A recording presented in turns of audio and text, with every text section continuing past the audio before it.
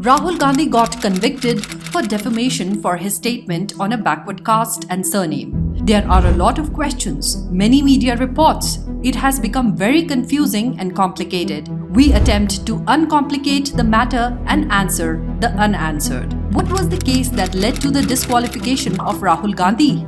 In the run-up to the 2019 general elections, Rahul Gandhi made a speech in Kolar, Karnataka, where he dishonored the Modi community that falls under other backward classes category. Member of the disgraced community by Rahul Gandhi approached the court objecting to this insult. On 23rd March 2023, Rahul Gandhi was held guilty and sentenced to 2 years in jail by a Surat court in the case. The court offered the option to Rahul Gandhi to apologize and let the matter rest, but Rahul Gandhi refused. Was the BJP involved in the disqualification of Rahul Gandhi? A Supreme Court bench in 2013 struck down provisions which provided sitting MPs and MLAs an additional layer of protection from disqualification in case of certain offences. The struck down provision provided for a period of 3 months within which the convicted sitting MP or MLA cannot be disqualified. Therefore, from 2013, the disqualification of convicted MPs and MLAs has become automatic from the moment the court pronounces its verdict. And there is no discretion accorded to anyone in this case, neither to the Speaker nor the BJP or the Prime Minister. What were the findings of the court in Surat?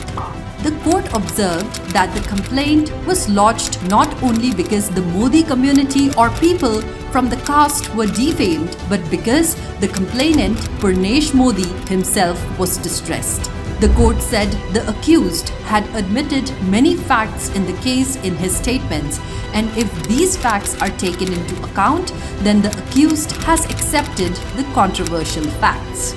The court further noted that because Rahul Gandhi was an MP and what he speaks before the public is taken seriously, the Supreme Court had advised the accused to stay alert, yet it does not appear as if it has made any difference in the conduct of the accused. This was not a first-time offence by Rahul Gandhi. Therefore, all factors into consideration, he was awarded a 2-year sentence, thereby automatically applying the disqualification law. Why did Purnesh Modi, the aggrieved in the defamation case, ask for a stay in proceedings, and why was the stay removed? The chronology of the case makes it clear that it is a mistaken belief that Purnesh Modi asked for a stay in the case. The proceedings of the case prove beyond doubt that the Rahul Gandhi legal term resorted to every available legal tactic to delay the proceedings of the trial, and it is these tactics that delayed the trial. To strengthen the case and to ensure that legally admissible evidence should come on record, matters were pursued at relevant points by Purnesh Modi in the High Court and thereby prevent the trial court from proceeding to deliver judgment in the without legally admissible evidence being brought on record. The chronology also proves beyond doubt that the trial court gave fair opportunities to the accused Rahul Gandhi, and in fact, it was the complainant Purnesh Modi who had to contest at each stage to bring the evidence on record and prove the same in accordance with law. Was there an ordinance proposed by the Congress party when in power which would have prevented the events that transpired? After the Supreme Court pronounced the judgment in 2013 laying down provisions of the disqualification, the UPA government in 2013 brought an ordinance against Supreme Court ruling which added an escape route of 3 months before conviction. The ordinance was approved by the Congress core group, the Union Cabinet presided over by the Prime Minister and even by the President of India. On 27 September 2013, Rahul Gandhi made a surprise and dramatic entry at the Press Club in Delhi, and much to embarrassment of the then government led by then Prime Minister Manmohan Singh, termed the ordinance complete nonsense and said it should be torn and thrown out in public view and on national television. Was this the first time Rahul Gandhi spoke irresponsibly or had a slip of tongue? No. North versus South, people in Kerala were more enlightened than states in North India. anti-Gujarat tirade, pitting neighboring states against each other, outsider rhetoric in Jammu and Kashmir, anti-Gujarat tirade, East versus West, Chai Jibe never ends. A gang rape story that has not been verified. Is Rahul Gandhi the first lawmaker to get disqualified under this law? Rahul Gandhi is neither the first member to be disqualified nor the only member to be disqualified. Here is a list of elected representatives across political parties who have been disqualified from the parliament or state assemblies following their conviction. Was Rahul Gandhi denied access to court or legal opinions? The case has been ongoing for many years. Rahul Gandhi and his legal team had all the access provided to them by the Constitution of India.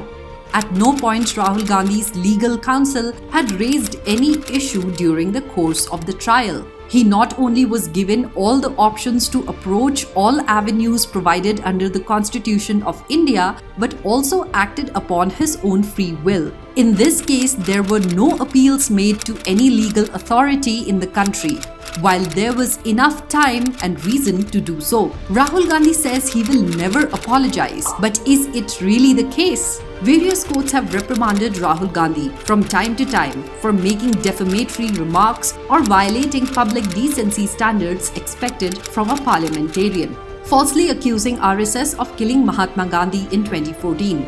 Initially, Rahul Gandhi refused to retract his statement. However, he changed his stance after the Supreme Court criticized him and required him to face trial. Almost immediately, Rahul Gandhi clarified that he did not blame the RSS for Mahatma Gandhi's assassination, but rather people associated with it. His flimsy rebuttal was far from the truth. Public apology for multiple lies in the Rafale issue. In 2018, the Supreme Court dismissed all petitions seeking a court-monitored probe of the contract for the French-made Rafale fighter jets, saying that there was no reason to doubt the decision-making process. The Supreme Court was livid at the fact that not only had the apex court been misquoted, but also a farcical justification had been presented. With no escape route left, Rahul Gandhi eventually tendered an unconditional apology and an acceptance of making the claim in the heat of the political campaigning. What was his performance when he was a member of parliament? Rahul Gandhi's performance as a lawmaker can be summed up in one word: dismal. Here's how. Is it true that Congress party has history of casteist remarks against BJP or RSS leaders and then apologizing? There is a long history of the Congress and opposition leaders abusing the BJP or RSS leaders with caste and class remarks and later issuing apology. Adhir Ranjan Chaudhary used the word Rashtrapatini.